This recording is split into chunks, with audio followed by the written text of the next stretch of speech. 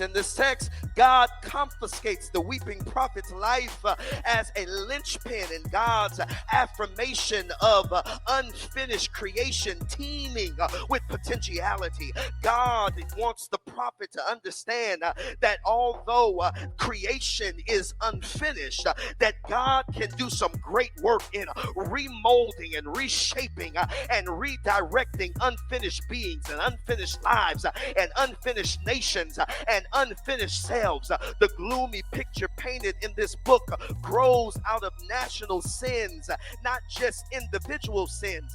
Israel is finding itself under the ire of God's displeasure because they have been mistreating the poor and the widows and the orphans.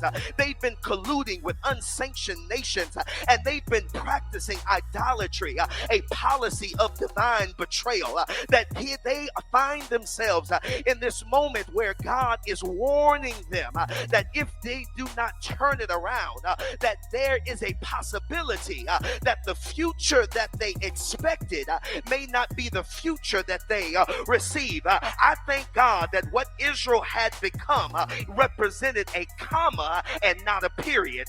And there ought to be some of us in here today who can thank God that you're living squarely in your comma where other people are trying to put a period. That somebody ought to be excited that God sees your future even when other people have limited you to your dismal present.